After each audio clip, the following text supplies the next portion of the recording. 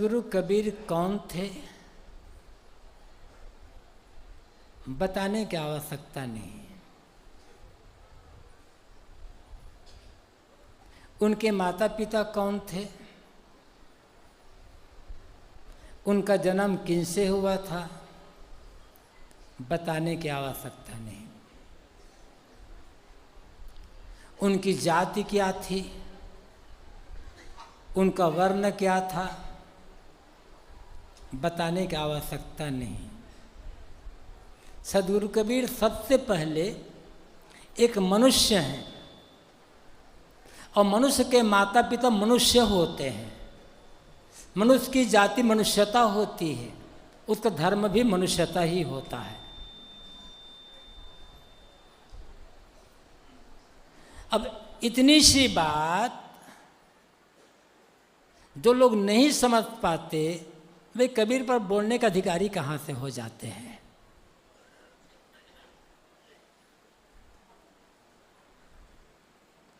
सबसे अधिक कबीर साहब को समझना है तो सबसे पहले मनुष्य होना पड़ेगा, बनना नहीं होगा। मनुष्य बनना नहीं, मनुष्य तो है ही, बनना क्या होगा। जो मनुष्य नहीं हो सकता, जो अपने को किसी जाति से जोड़ कर रखता है, किसी वर्ण से जोड़ कर रखता है, किसी परंपरा से जोड़ कर रखता है, किसी संप्रदाय विशेष मत मजहब विशेष से जोड़ कर रखता है, जो अपने को किसी धर्म पोथी से जोड़ करके रखता है, अपने को किसी काल्पनिक माने गए ईश्वर और देवी देवता से जोड़ कर रखता है, वो कबीर को नहीं समझ सकता। कबीर को समझना है तो सब तरफ से पूरी तरह से निष्पक्ष होना होगा। जैसा कि सदगुरु कबीर ने स्वयं कहा, न काहू से दोस्ती न काहू से बैर, मतलब न्यूट्रल होना, निष्पक्ष होना। हम चिपक जाते हैं, या तो जाति से चिपकते हैं, वर्ण से चिपकते हैं, मजहब संप्रदाय से चिपकते हैं, किसी गुरु विशेष से चिपक जाते हैं, किसी समुदाय विशेष से चिपक जाते हैं, किसी परंपरा विशेष से चिपक जाते हैं। और जब चिपक करके समझेंगे कबीर साहब को तो उन्हें समझा नहीं जा सकता है।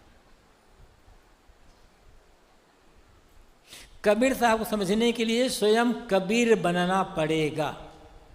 उदार दिल तो चाहिए। संकुचित हृदय रखकर कबीर साहब को समझा नहीं जा सकता।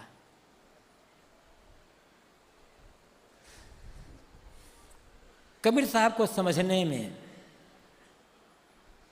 बड़ी भूल की गई है और साहित्यिक जगत में तो भयंकर भूल की गई है, और उसी भूल को बार बार रिपीट किया जा रहा है।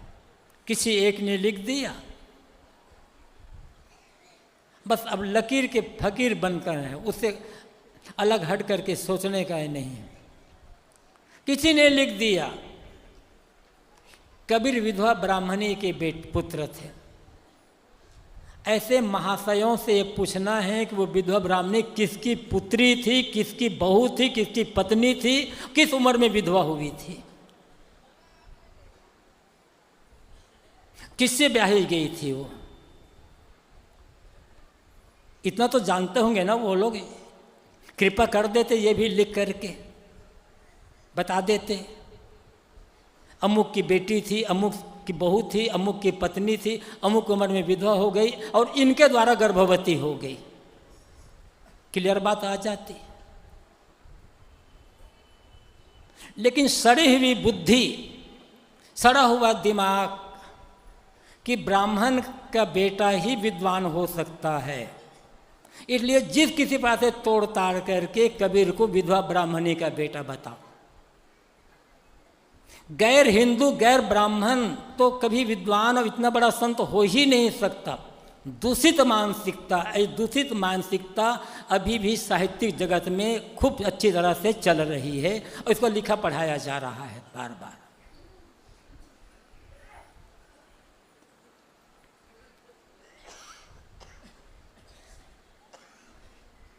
जो किसी संत का मूल्यांकन उनके संतत्व, उनकी साधना के आधार पर न करके उनकी जाति, उनकी भाषा के आधार पर करता है, उसकी विद्वता ही संदिग्ध है।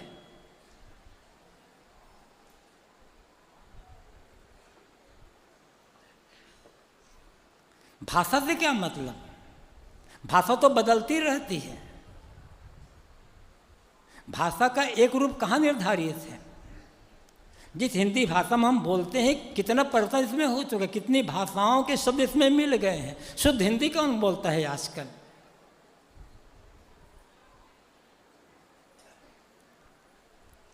कबीर की भाषा सधुकड़ी थी। अरे भाई, कबीर साधु थे तो साधु भाषा सधुकड़ी तो होगी ही ना। जब आप खुद कहते हो कबीर अनपढ़ थे, तो विद्वतापूर्ण भाषा कहाँ से आएगी उनके पास? एक और कहा जाता है कबीर अनपढ़ थे, दूसरी ओर कहा जाता है कि कबीर की भाषा समझ में नहीं आती, तीसरी ओर कहा जाता है कि कबीर सामान्य जो गरीब जोलाहे थे, दबे कुचले लोग, उनके बीच अपनी बात रख रहे थे। तो प्रश्न यह है, कबीर साहब की जिस भाषा को, कबीर साहब की जिस बात को गरीब, अनपढ़, दलित, शोषित जनता समझ रही थी, उसको आप नहीं समझ रहे थे, इसका मतलब आपकी विद्वता संदिग्ध है। आप में अकल ही नहीं है इतनी समझने लायक कबीर की भाषा को।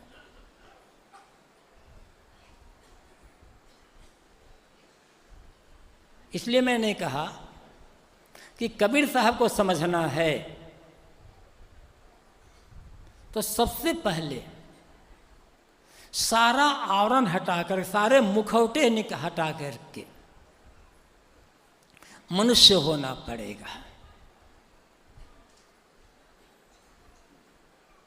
और मनुष्य का मूल्यांकन मनुष्यता के आधार पर करना होगा। जितनी जातियां हैं सब काल्पनिक है, कृत्रिम है।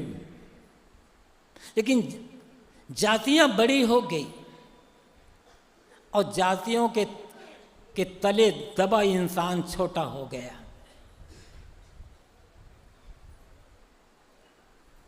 हम इंसान को इंसान का समझ कहाँ पाते हैं?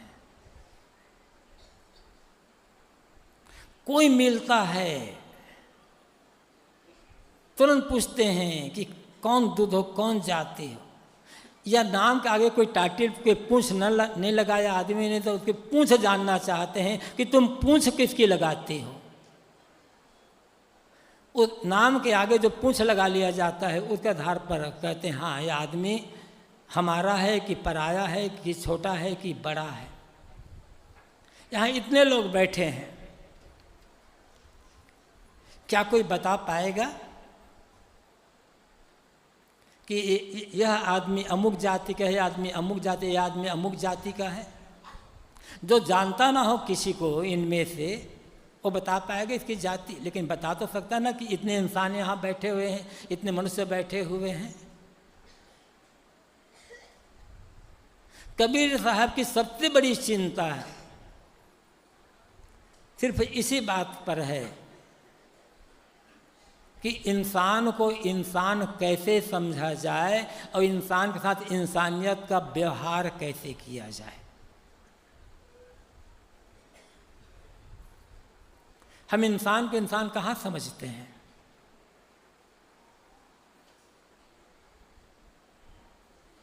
इंसान के इंसान समझते तो इंसानियत का व्यवहार करते ना।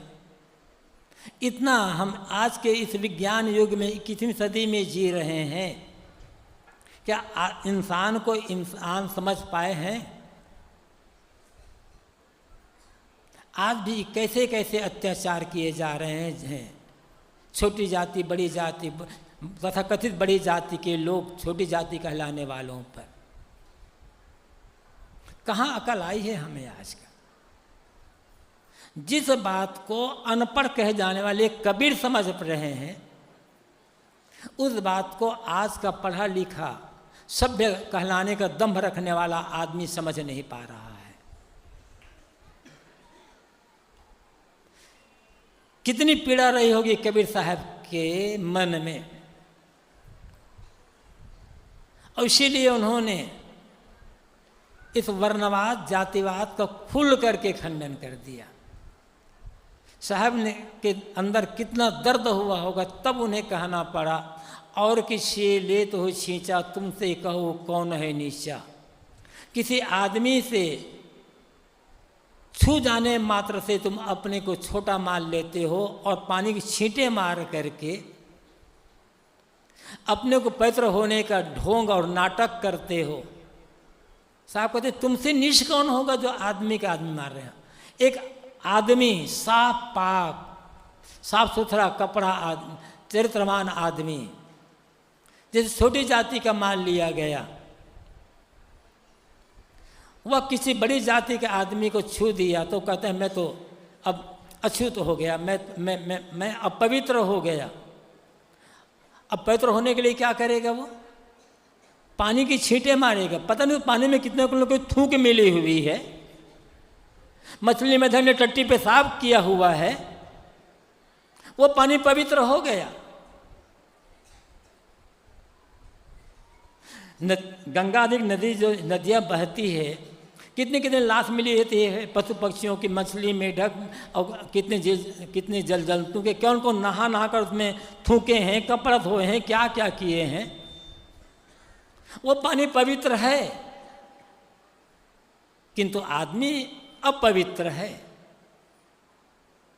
अब इतनी सी अकल जिस आदमी के अंदर न हो, उसकी बुद्धि कितनी दयनीय होगी, उसके लिए क्या कहा जाए।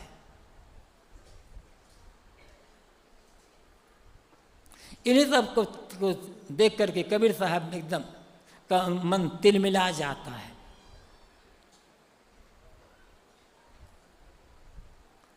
कम से कम हम जो कबीर साहब के विचारों को समझते हैं, कोई कबीर अनुयायी कोई पंथी अपने को कहता हो या न कहता हो, किंतु जो जिसके मन में थोड़ा कबीर साहब के लिए थोड़ा सा प्रेम होगा, और कबीर साहब के लिए प्रेम होने का अर्थ है मानवता के लिए प्रेम, वह व्यक्ति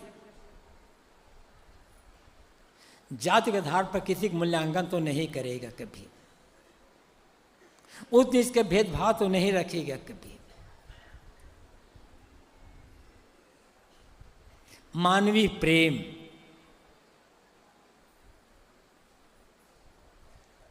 इस मानवीय प्रेम की आवश्यकता है। इसलिए सबसे पहले हम मनुष्य बने, मनुष्यता का आचरण करें। मनुष्य होना ही सबसे बड़ी बात है, और कुछ बन जाना तो सरल होता है। किसी का अवतार बन जाना सरल है, कुछ और बन जाना, जगत गुरु बन जाना सरल है, वो बन जाना सरल है, महामंडलेश्वर पता नहीं क्या क्या बन जाना सरल है। कठिन है मनुष्य बनना, मनुष्य होना। और मनुष्य से बड़ा कौन होगा इस धरती पर?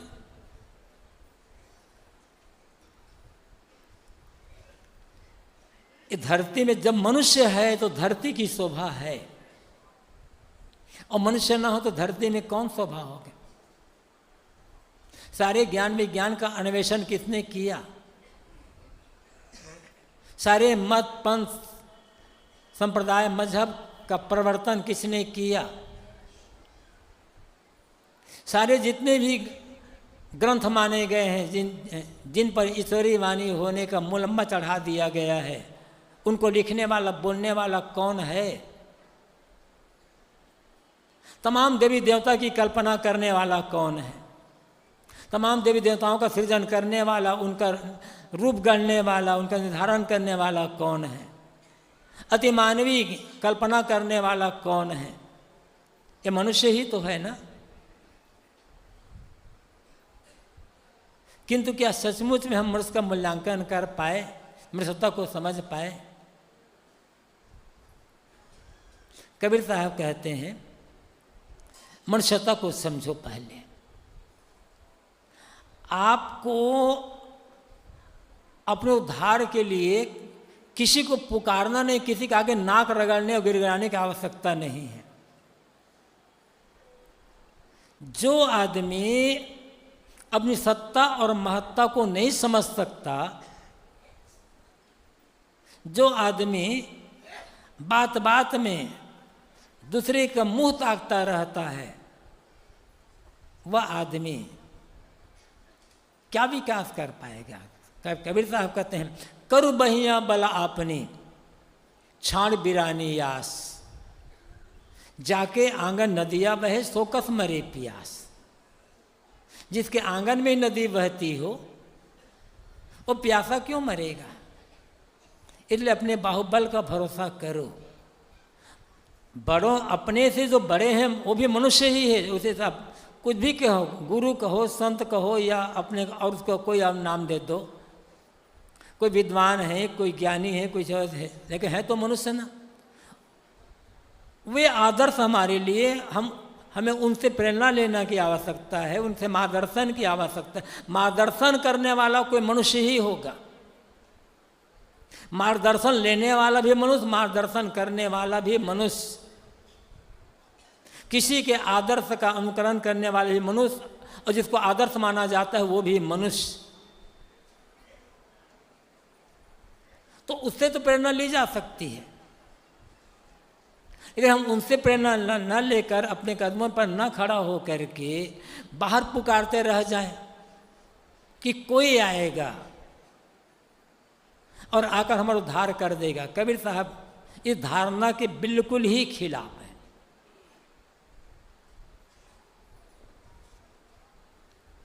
ये समझ लें, आपको छोड़कर आपको उद्धार करने वाला कोई या दूसरा है तो आप जैसा मनुष्य ही है, आकाश से कोई उतरेगा नहीं। इसलिए अति मानवीय कल्पना करके भटकने की, उसे पुकारने की आवश्यकता नहीं है। इतना तो पुकारा जा रहा है, बड़े बड़े स्पीकर लगा करके दिन रात। कोई सुनने वाला होता ना तो सुन लिया होता। अब तक सुनते सुनते बेचारे का कान ही बहरा हो गया होगा, तो सुनेगा कहाँ से वो? अब कोई आदमी अलग ईश्वर मान करके उसकी आराधना करता है भक्ति भावना के लिए, उसे उसको मानसिक संतोष मिलता है, मन में अच्छे संस्कार आते हैं, तो अच्छी बात है, कोई भी कर सकता है। लेकिन अपना बिना किए कोई कुछ कर देगा, साहब कहते हैं ऐसा कुछ होने वाला नहीं है। किसी को कुछ पाना नहीं है, जिसे पाना चाहते हैं वो पहले से प्राप्त है। इसलिए कबीर साहब का जो परमात्मा है, कबीर साहब का जो देवी देवता है, उनका जो उपास्य है, वह भी मनुष्य रूप में ही है, वो मनुष्य ही है। एक बात और याद आ गई, अक्सर कहा जाता है, पढ़ाया भी जाता है, लिखा भी जाता है कि कबीर साहब निर्गुणी धारा के संत थे और वे निर्गुण उपासक थे। बात न तो सर्वथा सच है और न सर्वथा गलत है, आधा सच आधा गलत। अब कोई बात आधा सच आधा गलत कैसे होगी? क्या कबीर साहब ने सगुन को नहीं माना? कबीर साहब जैसा सगुन उपासक मिलना बहुत मुश्किल है, बिरला बिरला होगा कोई कबीर साहब जैसा सगुन उपासक। लेकिन कबीर साहब का जो सगुन उपास्य है वो कोई चित्र या मूर्ति नहीं है, चित्र मूर्ति तो निर्गुण है, निर्जीव है, उसमें जानने समझने का गुण नहीं है, बोलने चालने का गुण नहीं, खाने पीने का गुण नहीं है, प्रणाम करो आशीर्वाद तो आशीर्वाद देने का गुण नहीं, उन्हें ठंडी भी नहीं लगती, गर्मी भी नहीं लगती, भूख प्यास भी नहीं लगती, वो तो निर्जीव है, निर्गुण है वो। कबीर साहब का सगुण परमात्मा यहाँ सामने बैठा हुआ है। साहब इसलिए कहते हैं ना, आँख न मूंदो, कान न रूंधो, काया कष्ट न धारो, खुले नैन हंसे से पहचानो, सुंदर रूप निहारो। भगवान सुंदर रूप सामने बैठा हुआ है, इससे बड़ा सगुण और क्या होगा। और कबीर इसकी उपासना करने कहते हैं। उपासना का मतलब आरती करना नहीं है, केवल प्रशस्ति गान करना नहीं होता है। उपासना का मतलब होता है, भक्ति का मतलब होता है सबके साथ प्रेम, आदर, समता, एकता का व्यवहार। मानव मात्र के लिए यदि हमारे मन में प्रेम है, और जो बन सकता है हम मनुष्यता की सेवा करते हैं, तो इससे बड़ी सगुण उपासना और क्या होगी। लेकिन हमने क्या किया, भगवान को, परमात्मा को, देवी देवता को मनुष्यों से काट कर या तो ऊपर आकाश में शून्य में बैठा दिया, या फिर हमने किसी एक धार्मिक स्थल में बैठा दिया। अब हमारा परमात्मा या तो आकाश में रहता है या कोई धार्मिक स्थल में रहता है। सामने जो आदमी है ये तो राक्षस है, शैतान है, इनके साथ जितना दुराचार कर सकते हो करो। ये तो हो रहा है ना। निर्जीव की भक्ति और जो सजीव मनुष्य प्राणी हैं उनके साथ क्या क्या अत्याचार हो रहा है बताने की आवश्यकता नहीं है। तो जो कहा जाता है कि कबीर साहब ने सगुण साकार को नहीं माना, ये कहना ही गलत है, लेकिन पढ़ाया जाता है यही सब। गुरु गोविंद दो खड़े काके लागू पाए, बलिहारी गुरु आपने गोविंद देव बिताए। ये गुरु सगुण है या निर्गुण है? गुरु तो सगुण है ना, साक्षात्कार। संत महंतो सुमरो सोई, काल फांसते बाँचा होई। ऐसे संत महंत का सुमिरन करो जो काल की फांसी बचे थे। संत और महंत सगुण है या निर्गुण है, साकार है या निराकार है? इसलिए मैंने कहा कि कबीर साहब जैसा सगुण साकार उपासक मिलना दुर्लभ। आप पूरी कबीर वाणी को अध्ययन करें तो पूरी कबीर वाणी के केंद्र में है, कोई है तो मनुष्य है। चाहे उसे वो भाई कहकर संबोधित करते हैं, कभी संत कहकर, कभी सुनो भाई साधु कह करके, कभी अवधू कहकर, कभी पांडे कहकर, कभी पंडित कहकर, कभी मुल्ला कहकर, कभी काजी कहकर, कभी अवधूत कहकर, कभी अभागा सुभागा कह करके, कुछ भी ले लो, पूरी कबीरवाणी के केंद्र में मनुष्य है। मनुष्य ही उपासक है और मनुष्य ही उपास्य है। उसे हम संत कहते हैं, गुरु कहते हैं, हमारे जैसा मनुष्य ही तो है। उसकी उपासना करने से कल्याण मिलेगा। निर्जीव की उपासना करने से कल्याण नहीं मिलने वाला, कोई रास्ता नहीं मिलेगा, बोध नहीं मिलेगा, हमारे प्रश्नों को उत्तर नहीं मिलेगा। पर हमारे प्रश्नों को उत्तर कोई देगा तो कोई सगुण साकार जीवित हमारे जैसा ही देगा। लेकिन ये तो नादान है, हमने तो आदमी को आदमी समझा ही कहाँ। इसलिए एक काल्पनिक ईश्वर की उपासना, उसकी सेवा, उसकी भक्ति, उसकी आराधना, या तो निर्जीव चित्र मूर्ति पानी पत्थर की उपासना और इंसानियत का तिरस्कार धर्म बन गया है। ये धर्म नहीं है, घोर अधर्म है। और धर्म किसी धार्मिक स्थल में नहीं है, धर्म आकाश पाताल में नहीं है। धर्म तो हमारे आपके जीवन में है।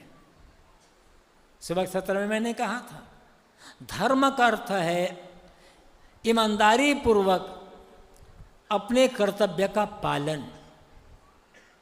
धर्म है नैतिकता, धर्म है सदाचार। जो आदमी जिस श्रेणी में है उस श्रेणी में का उसका जो कर्तव्य है उसका ईमानदारी से पालन करना।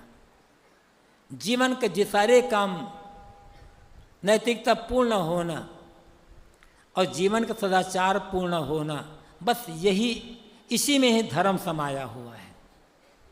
फिर पूजा पाठ अपने अपने ढंग से कोई करता है, करे, उसके लिए कौन मना करता है। लेकिन कर्मकांड में, पूजा पाठ में धर्म नहीं है। कर्मकांड और पूजा पाठ से, कर्मकांड, पूजा पाठ और धर्म का कोई संबंध ही नहीं है। बिना कर्मकांड किए, बिना पूजा पाठ किए आदमी धार्मिक हो सकता है और बिना ईश्वर माने आदमी धार्मिक हो सकता है।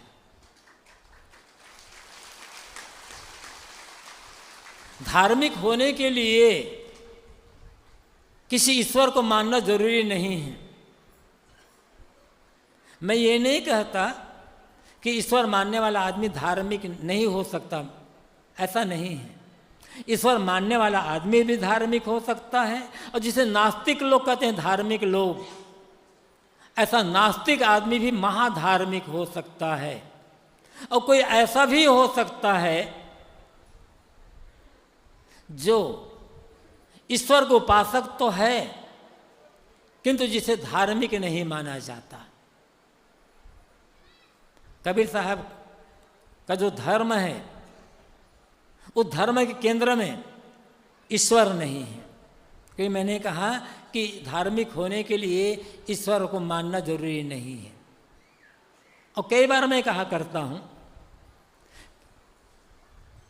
बिना माने ईश्वर माने आदमी धार्मिक होता है, ईश्वर मानकर आदमी धार्मिक नहीं हो सकता। जैसा हम पढ़ते हैं, सच्चाई क्या है ये तो एक अन्वेषण का, गवेषणा का विषय है। उसमें भी निष्पक्षता की आवश्यकता है। लेकिन जो एक रूप समाज में दिया गया है और जो रूप आदमी के नस नस में प्रवेश कर गया है, उसी रूप के आधार पर मैं कह रहा हूं। चाहे आप वाल्मीकि रामायण पढ़ लो, चाहे आप रामचरितमानस पढ़ लो गोस्वामी जी का, दोनों के अनुसार लंकापति रावण चारों वेदों का प्रकांड पंडित है। वाल्मीकि रामायण में तो रावण को वेद विद्यावता स्नातक कहा गया है और शिव जी का परम पुजारी, पक्का भक्त है। गोस्वामी जी ने भी लिखा, उत्तम कुल पुलस्त करनाती, शिव बिरंची पूजे बहु भाती। घोर ईश्वरवादी है, ईश्वर का बहुत बड़ा भक्त है रावण। लेकिन भारत में आज कोई रावण जैसा धार्मिक कहलाना पसंद नहीं करेगा। किसी को पूछो, कह दो कि तुम रावण जैसा धार्मिक बनोगे, कह के मेरा अपमान कर रहे हो क्या? आज भारत में कौन रावण को धार्मिक मानता है? ईश्वर तो मार रहा है रावण, लेकिन कम को उत्तर भारत में लोग रावण को धार्मिक तो नहीं मानते। दूसरी ओर तथागत बुद्ध ईश्वर की सत्ता का खुल करके खंडन कर देते हैं, इनकार कर देते हैं, महाधार्मिक है। बुद्ध और महावीर जैसा धार्मिक हो जाए तो देश का काया पलट ही हो जाए। कबीर साहब भी ऐसे ईश्वर की बात नहीं कहते हैं, लेकिन धर्म की बात वे कहते हैं। इसलिए मैंने शुरू में कहा था, कबीर साहब को समझना है तो निष्पक्ष होना पड़ा। न तो ईश्वर का पक्षपात, न देवी देवता का, न गुरु का, न परंपरा का, किसी का पक्षपात नहीं होना चाहिए।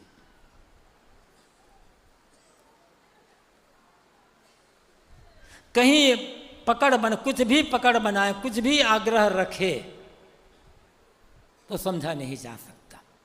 अनेक कबीर साहब के जीवन के तमाम पहलू ऐसे हैं, एक एक पहलू पर घंटों भी बोला जा सकता है, लेकिन आवश्यकता क्या है उसकी?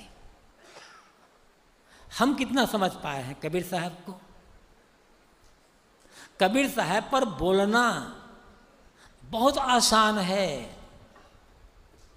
कठिन है कबीर को जीना।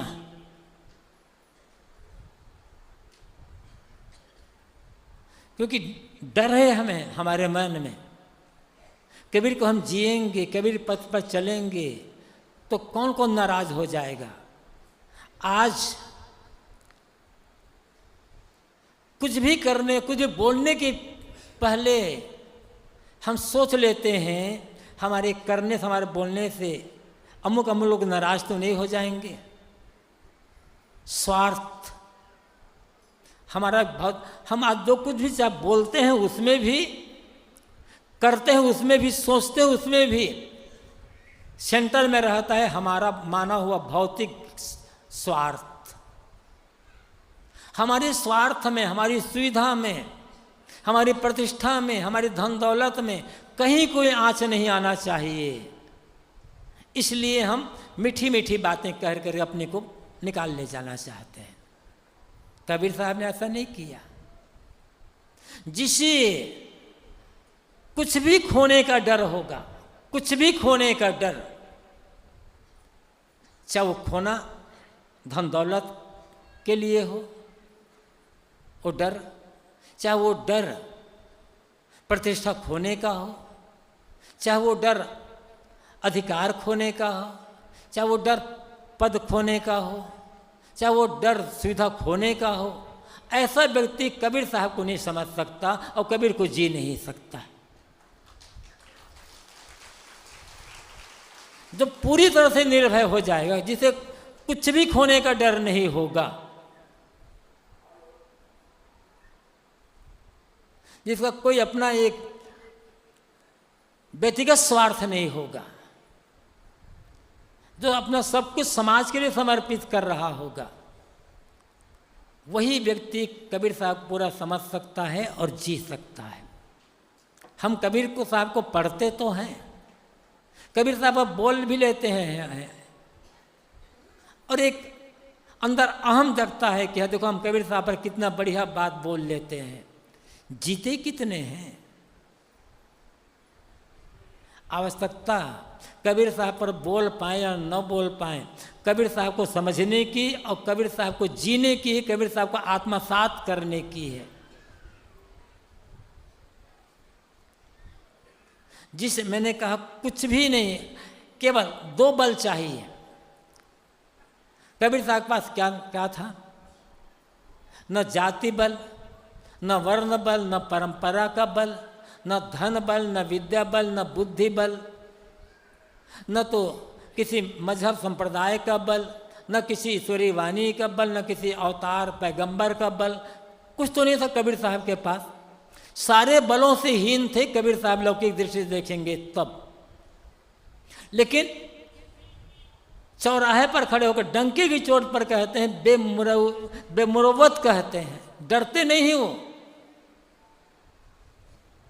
क्यों? क्या था कबीर साहब के पास कि एक गरीब दुल्हे के घर झोपड़पट्टी में पला हुआ एक बालक, जो सब सारे प्रकार के भौतिक से वंचित है पूरी तरह से, इतना दहाड़ करके कहते हैं कि बड़े बड़े कहलाने वाले भी उनके सामने मौन होकर रह जाते हैं। क्या थे कबीर साहब के पास? कबीर साहब के पास था केवल आत्मबल और सत्य बल। जिसके पास सत्य बल होगा और आत्मबल होगा वो व्यक्ति पूरी दुनिया को झुका सकता है। कबीर साहब ने करके दिखला दिया है। लेकिन आत्मबल तभी होगा और कबीर और सत्य का बल तभी होगा जब हम अपने आप को सब तरफ से सारी पकड़ से छुड़ा लेंगे। कुछ खोने का डर नहीं होगा, कुछ बनने का लोभ नहीं होगा। डर और भय, डर और लोभ और भय, ये हमें सत्य के मार्ग में चलने से रोकता है। दोनों रोक देते हैं हम। डर खोने का, लोभ है पाने का। जिसे खोने का डर और पाने का लोभ होगा ना, वो कबीर साहब को क्या कभी सत्य को नहीं समझ सकता, न बुद्ध को, न महावीर को, न किसी महापुरुष को समझ सकता है। जिसे किसी का खोने का डर ना हो, पाने का लोभ ना हो, सत्य को समझ सकता है। और सत्य को समझना ही सभी महापुरुषों को समझना है। और कबीर साहब को जो समझेगा वह किसी भी महापुरुष का तिरस्कार नहीं करेगा। जो कबीर साहब को पूरी तरह से समझकर अंगीकार कर लेगा, उसके लिए सभी महापुरुष आदरणीय और श्रद्धेय पूजनीय हो जाएंगे। और कबीर साहब ने का संदेश हमें यही बताता है। बहुत बोलना नहीं है, लेकिन खास बात यह है कि हम सब मनुष्य हैं। हमारे सामने जो है वे भी मनुष्य हैं। एक आदमी दूसरे आदमी से जब मिले तो मनुष्यता का, प्रेम का, आदर सम्मान का व्यवहार करे। धर्म नैतिकता है, शील है, सदाचार है, अपनी कर्तव्य के ईमानदारी पूर्वक पालन करना है। और जिसे हम अध्यात्म के क्षेत्र में अपना प्राप्तव्य मानते हैं वो कहीं बाहर नहीं है, सबके दिल में बैठा हुआ है। केवल करना है मन की मलिनता को दूर, मन को निर्मल बनाना लेना है। मन निर्मल हो गया तब जिसे पाना चाहते हैं उसकी अनुभूति हो जाए। पाना कुछ है नहीं, मिला मिलाया है पहले से, अनुभव करना है। और अनुभव के लिए मन की निर्मलता का आवश्यकता है। साहब की साखी याद ही होगी, यह मन तो निर्मल भया जैसे गंगा नीर, पीछे पीछे हरि फिरे कहत कबीर कबीर। ये कहने का तरीका है। निर्मल मन में ही वो पूर्ण आत्म शांति, आत्मतृप्त, आत्मसंतुष्टि का अनुभव होगा। और यही कि आप उसे ब्रह्म का पाना कहो, ईश्वर का पाना कहो, खुदा का पाना कहो, हकबीनी निर्वाण का पाना कहो, आत्मा का पाना कहो, ये सारे शब्द हैं, इनमें उलझने की आवश्यकता नहीं है। बिना मनुष्यता, नैतिकता और मन की निर्मलता के सत्य का बोध हो नहीं सकता और मन में परम शांति, परमानंद का अनुभव हो नहीं सकता। कबीर साहब की वानियाँ हमें इसी संदेश देती है। पढ़ना है, सुनना है, मनन करना है और मनन करके आचरण करना है, तो निश्चित ही हम कबीर साहब के अनुयायी हो सकते हैं। और उनके वानियों को जीना ही उनके प्रति श्रद्धा सुमन, श्रद्धांजलि अर्पित करना होगा। थोड़ी चर्चा इस संदर्भ में मैंने की। आप सबको बहुत बहुत धन्यवाद। अपनी वाणी को यहीं पर विराम। बोलिए सद्गुरु देव की जय।